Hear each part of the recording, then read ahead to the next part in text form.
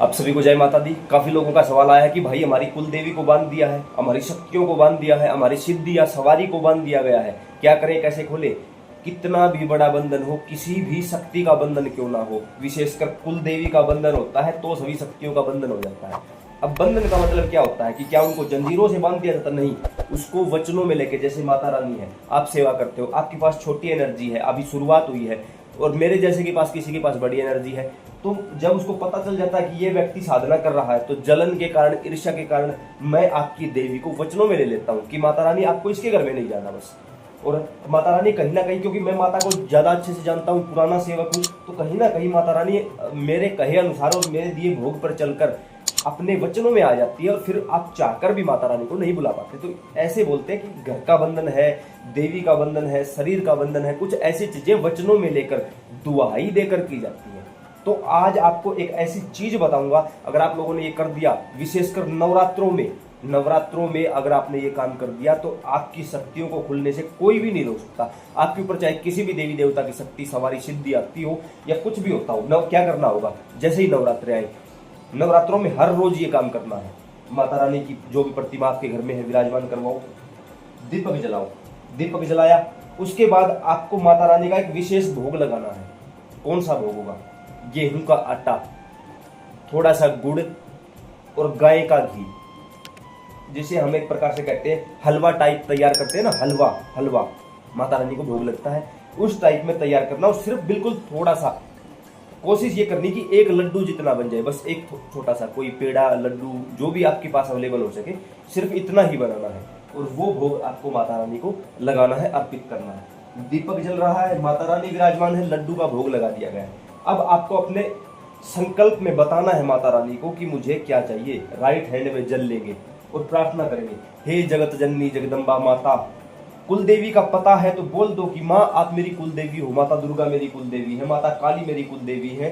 और जहां भी आप जो भी कुल देवी है, अगर नाम नहीं पता तो ये बोल दीजिए कि मुझे अपनी कुल देवी का नहीं पता, हे माता दुर्गा, हे नव दुर्गा, मेरा नाम यह है, मेरे पिता का नाम यह है, शादीशुदा महिला पति का नाम बोलेगी, यह है, इस जगह का निवासी हूं, मेरा सरनेम यह है, इस समय इस शक्ति का बंधन आपसे खुलवाना चाहता हूँ। पितरों की शक्ति है, देवी देवता की है, कोई स्थानीय देवता है, गुरु द्वारा दी गई शक्ति है, या मंत्रों का बंधन है, या कोई भी बंधन हो, पता होना चाहिए कि किसकी शक्ति है। ऐसा नहीं कि मेरे ऊपर कोई शक्ति नहीं आती हो, फिर भी मेरी तो शक्तियां बंधन में, जब कोई शक्ति आती ही नहीं तो बंधन कहां से होगा भाई। पता होना चाहिए कि मेरी ये शक्ति बंधन में है, और आप इसको खोल दीजिए। हमने आपके श्री चरणों में दीप प्रज्वलित किया है और लड्डू का भोग लगाया है। याद रहे, जो चीज बताई है वो आपको घर पे तैयार करनी है, बाहर से नहीं आनी चाहिए, वो चीज घर की होनी चाहिए। माता रानी कृपा करिए, एक माला आपके श्री चरणों में समर्पित करेंगे, एक माला, केवल एक माला, जल नीचे की ओर छोड़ दीजिए। अब जहां बैठे हो, माता रानी से आई कांटेक्ट होना चाहिए, आंखें खुली रहेंगी, या तो माता की तरफ देखते रहो, या दीपक अगर थोड़ा सा ऊंचा है तो आई कांटेक्ट दीपक से बनाए रखो। एक प्रकार से इसको त्राटक विधि भी कहा जाता है। आप माता रानी की जो तीसरी नेत्र है वहां भी अपना कंसंट्रेशन कर सकते हो, जो नीचे दीपक जला हुआ है उसके ऊपर भी आप कंसंट्रेट कर सकते हो। वो आपके ऊपर डिपेंड है कि आपके लिए कौन सा कंफर्टेबल है। और आपको नवरात्रों में 9 के 9 दिन सेम यही प्रक्रिया दोहरानी है। अब आपको एक माला जाप करनी होगी, केवल एक माला। एक माला के अंदर 108 मन के होते हैं, तो आपको केवल एक ही माला बोलनी है, एक मंत्र जाप करना है आपको, मम कुलदेवी प्रसन्नो भव, एक मम कुलदेवी प्रसन्नो भव, मम कुलदेवी प्रसन्नो भव। ऐसे करते करते आपको यहां से चलते हुए 108वें पर पहुंचना है। सिर्फ एक माला जाप करनी है, सिर्फ एक माला। उसके बाद इस माला को गोमुखी के अंदर डाल के जाप करनी है। मैंने तो आपको सिर्फ करके दिखाया, राइट हैंड से जाप होगा, वो आप सभी को पता है, आप जाप करते हो। उसके बाद इस माला को निकाल कर अपने गले में पहन लो। अब काफी लोगों ने कहा कि माला को तो पहना नहीं जाता। अरे जब तक यहाँ बैठे हो तब तक पहने रहो। इस माला के अंदर जो एनर्जी है ना, वो आपके शरीर में चली जाएगी। अब याद रहे भाई, आसन पर बैठकर ये जाप करना है, पृथ्वी के साथ आपका डायरेक्ट कनेक्शन नहीं होना चाहिए। अब ऐसे में अगर कर सकते हो तो एक हवन और कर दो।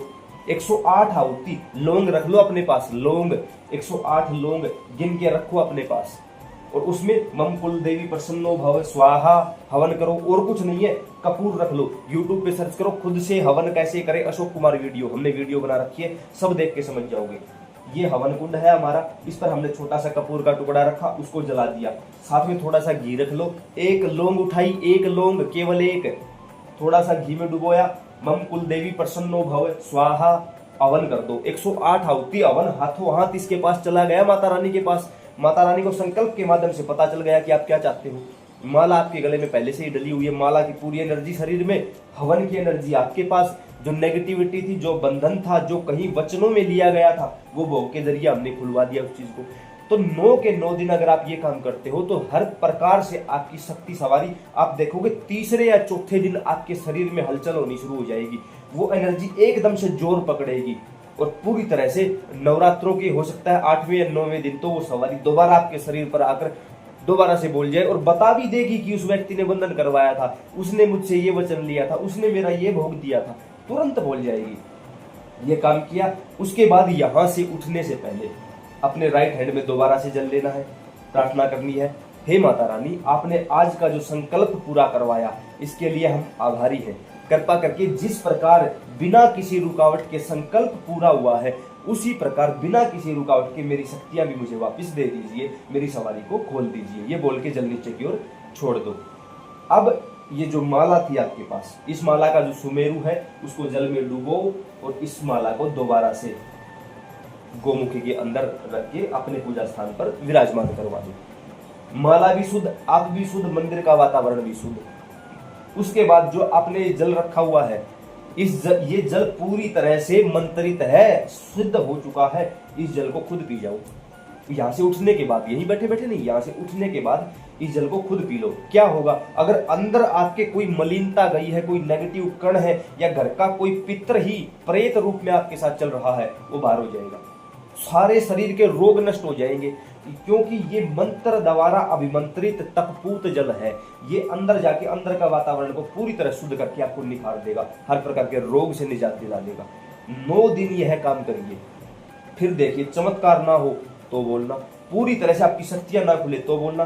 काफी लोग एक गलती करते हैं, पूजा पाठ करने के बाद ऐसे ही आसन से उठ जाते हैं, कभी नहीं उठना चाहिए। मान के चलो हम यहाँ आसन पर बैठे हैं, ये जमीन है, पृथ्वी है, ठीक है, तो यहाँ पर अपने दोनों हाथों की जो ये बीच वाली 2 उंगलियां हैं, इनसे जल स्पर्श करवाओ और भूमि पर डालो। भूमि पर डाल दिया। अब इसी जल को इन्हीं 2 उंगलियों से ओम विष्णवे नमः अपनी आंखों से या अपने माथे से लगाओ। ओम विष्णवे नमः, ओम इंद्राय नमः। जब आप ऐसा बोलते हो तो इंद्र को यह वरदान है कि कोई भी पूजा पाठ करेगा उसका फल इंद्र ले जाएगा। चोरी कर लेता है इंद्र, लेकिन जो कोई इंद्र का ही नाम ले लेता है फिर वो चाहकर भी उसकी चोरी नहीं कर पाता। इसको कहते हैं पृथ्वी को परिणाम करना, धरती को परिणाम करना, अपने संकल्प को अपने तक सीमित रखना, अपनी ऊर्जा को मजबूत होना। तो ऐसे में कोई भी देवी देवता ना तो आपकी जाप की चोरी कर सकता है, ना कोई नेगेटिविटी आपकी चोरी कर सकती है, और नवरात्रों में पूरी तरह आपकी शक्ति खुलकर आपके सामने आ जाएगी केवल एक माला के दम पे। तो आप यह काम करिए और हर रोज जो आपने भोग लगाया था बाद में चाहे बेशक आप ही खुद खा लेना, उसको परिवार में बांट देना प्रसाद के रूप में। हर रोज नया लड्डू बनेगा, हर रोज। तो उम्मीद करते जानकारी समझ और पसंद आई होगी। अन्य प्रेमियों के साथ जरूर साझा करिए। नीचे डिस्क्रिप्शन बॉक्स में व्हाट्सएप ग्रुप का लिंक दिया है, हमारे साथ जुड़ जाइए। सीताराम।